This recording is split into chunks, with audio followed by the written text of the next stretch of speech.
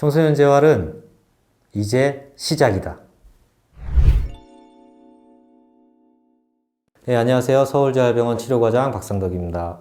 15년 전이라기보다는 사실은 20년 전에 시작이 됐어요. 서울재활병원에 입사를 2001년에 입사를 해가지고 치료사 생활을 열심히 했는데 26살이 얼마나 열정적으로 치료를 했겠어요. 그렇게 치료하면서 몇 년이 흐른 거죠. 흐르다 보니까 한참 이렇게 좋아지던 시점에 친구가 있었는데 초등학교 졸업하면서 종결이 됐어요. 그 당시에는 암묵적으로 그냥 종결되는 게 원칙이었어요. 초등학교를 졸업하면은 소아재활은 끝난다. 그렇게 하던 시절이어서 더 좋아질 수 있을 것 같은데 종결되는 게 너무 안타까웠고 그런 모습 보면서 우리도 12살 넘어도 계속 치료를 해줬으면 좋겠다. 그게 한 18년 전 그렇게 시작이 돼서 계속 그러한 이야기를 2년, 3년 이렇게 이야기를 하다가 15년 전에 드디어 이제 서울재활병원에서 청소년 치료팀을 한번 해봐라 이러고 팀을 만들어 주셨죠. 그게 시작입니다. 우리 친구들을 보면은 병원이라는 것 또한 그 자기 삶의 생활의 일부분인 것 같아요. 학교집 하다가 병원이라는 것도 새로운 사람을 만나는 거고 또 그 안에서 새로운 친구도 만나고 오고 가면서 많은 것들을 경험할 수도 있고 병원이라는 것이 또 우리 장애 청소년들에게 관심을 가져주는 곳이고 그러면 그러한 병원을 통해서 또 다른 어떤 사회로서의 접점을 만들 수가 있는데 어느 날 갑자기 그 접점이 사라져 버리는 거죠. 병원을 계속 다니다가 병원이 탁 사라져 버리니까 더 이상 어떤 의료적인 부분에 대해서는 이제 보호자분들께서 장기적인 비전을 못 가지시는 경우가 많아요. 그러다 보니까 어떻게 돼요? 결국 사회로 나갈 수 있는 기회가 점점 적어지는 거죠. 그리고 사회와의 그 연결되는 접점, 연결고리를 하는 병원의 역할이 사라지게 되니까 사회에서 볼 수가 없는 거예요, 우리가. 그런 부분들이 되게 안타까웠어요. 그래서 재활병원의 역할이 꼭 치료뿐만이 아니라 어떤 장애 청소년의 삶의 일부분이구나. 그리고 삶의 동반자구나. 그러한 것들을 많이 느꼈죠. 초기에 어려움 많았죠.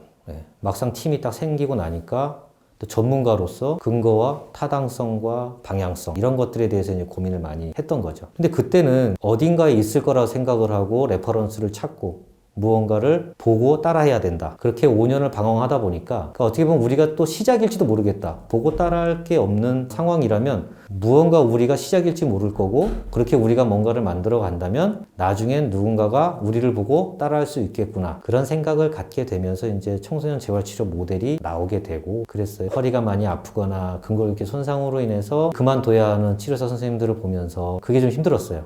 장애 청소년이라는 비전을 가지고 가는데 거기서 일하는 선생님들의 건강 이런 것들을 담보로 가는 것인가 그런 거에 대한 이제 되게 안타까움 그러면서도 참 그런 와중에도 많은 치료사들이 지금 이렇게 청소년 치료팀이 있을 수 있는 게 정말 많은 치료사들이 그럼에도 불구하고 청소년 치료를 하겠다고 얘기해 줬고 같이 하고 있는 치료사들이 계속 있고 중간에 몸이 아파서 그만둔 치료사들도 많이 안타까워했고 가장 많이 힘들었던 순간들이 그런 부분이었던 것 같아요. 청소년 재활치료는 내성마비군이 커서 오거든요. 그러다 보니까 거의 한 70% 이상은 걷지 못하는 상태로 오는 경우고 거의 뭐 홀바디로 저희가 트랜스퍼를 해야 되는 경우죠. 그런데 청소년기에 접어들면서 보통 30kg, 40kg 이래요. 7, 80kg도 되고 그런 우리 청소년들을 홀바디로 들었다 내렸다 해야 되니까 어머님들도 정말 가정에서 케어하시기도 힘들지만 또 치료사들도 아침부터 저녁까지 이제 환자를 치료하면서로 인해서 여러 가지 근골격계의 이제 부담을 많이 느끼게 되죠. 그렇다고 치료를 대충 할 수 있느냐? 그건 아니잖아요. 열심히 하다 보니까 더 가속화되고 그게 청소년 재활치료가 풀어야 할 큰 과제 중에 하나예요, 지금.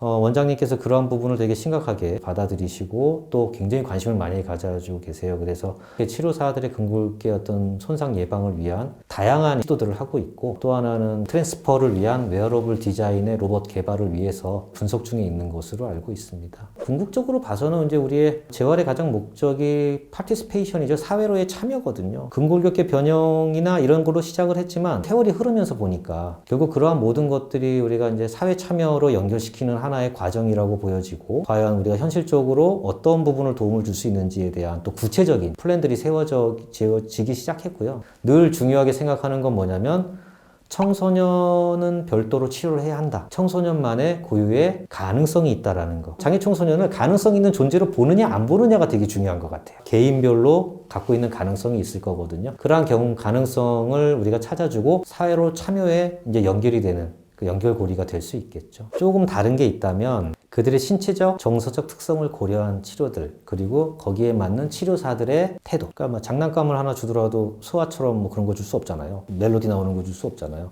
그것처럼 그들이 사춘기의 특수성을 고려한 그런 치료적인 접근 까다롭거든요. 사춘기 청소년들 정말 아시잖아요. 중2병 딱 하나만 뽑기는 좀 어렵고 한 서너 가지 좀 이제 뽑으라고 하면은 처음으로 특수학교에 이제 나갔던 이거 되게 궁금했어요. 우리 청소년들이 다니는 학교는 어떤가? 특수학교에 나가서 특수학교에 계시는 특수사 선생님들을 만났을 때 그때 되게 기억이 남고 또 하나는 뭐 모든 치료사와 마찬가지겠지만 치료하던 청소년이 워커 잡고 걸었을 때 굉장히 좀 중증이었는데 제가 그때 이제 진동재활에 되게 굉장히 관심이 많았었고 청소년의 어떤 그 재활에 하나의 어떤 그 새로운 패러다임으로 진동재활을 되게 유심히 관심을 가졌었어요. 근데 그러한 것들을 열심히 적용해서 한 반년 만에 그 친구가 이제 워커를 잡고 걷는 걸 보면서 저는 그 친구가 걷는 것도 기뻤지만 중증 장애 청소년들에게 근력 강화의 희망을 가질 수 있다라는 거 저한테는 되게 이정표가 되는 사건이에요. 우리 그 기능 수준이 낮은 친구들도 근력 강화 운동을 할 수 있고 실제로 임상에서 적용을 해봤을 때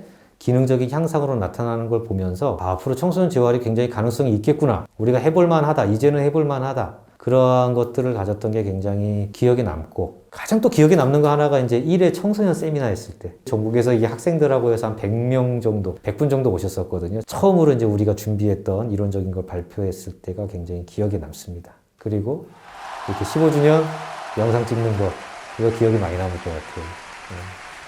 서울 정민학교하고 서울 정진학교 대상으로 해서 치료사가 파견 나가서 학생들을 평가하고 개별 매뉴얼을 작성해서 특수교사 선생님한테 그 매뉴얼을 기반으로 이제 교사 교육을 실시하고요. 또 하나 이제 학교와 병원, 보호자 이렇게 세 그룹이 모여서 하는 건강관리 협의체가 정기적으로 일어나고 있고요. 장애 청소년 건강관리를 위해서 앞으로 어떤 방향으로 어떤 사업을 협업해야 되는지 그런 것들을 실질적으로 의논하고 있고요. 특수학교에 있으면 우리 친구들이 그 병원에 접근성이 많이 떨어져요. 학년이 올라갈수록 그러니까 재활의료 전문가들이 직접 학교에 방문해서 그들에게 조언을 해주고 자세를 교정해 준다거나 이러면서 학교 생활의 어떤 만족도나 건강관리도 훨씬 높아지는 그런 결과를 기대할 수 있는 사업이라고 할 수 있겠습니다. 가장 기대하는 것, 개인적인 기대는 우리가 청소년 재활치료가 중요하다고 여기는 만큼 그 중요한 치료를 하는 치료사를 좀 더 중요하게 여기는 사회적 분위기와 그들이 더 대접받을 수 있는 그런 것들이 갖추어진다면 정말 좋을 것 같다라는 게 개인적인 희망이고요. 또 하나는 저 개인적인 의견입니다만 청소년을 그냥 치료한다고 되니까 되게 심플하게 보시는 경우도 있는 것 같아요. 정말 많은 고민과 그 밑에 깔려있는 이론적 베이스를 바탕으로 해서 정말 디테일한 치료들이 이루어지고 있어요. 하지만 지난 15년간 누구도 그걸 직접 와서 물어보신 분은 없었어요. 저희가 강의한 거 빼고는. 청소년 재활치료는 정말 심층적인 그들의 고민에서부터 시작이 돼야 되고요. 그 친구들이 어떤 생각을 갖고 있고 어떤 삶을 살고 있고 어떤 문제를 안고 있고 또 어떤 문제를 가장 중요하게 생각하는지에 대해서 수년간의 고민 끝에 만들어진 결과죠. 그래서 많은 재활 전문가 선생님들이 좀 저희에게 물어봐 주시고 논의해 주시고 저희가 또 잘못된 부분이 있거나 더 나은 방향이 있으면 의견을 주시고 이렇게 같이 좀 발전했으면 좋겠어요. 그런 부분이 좀 더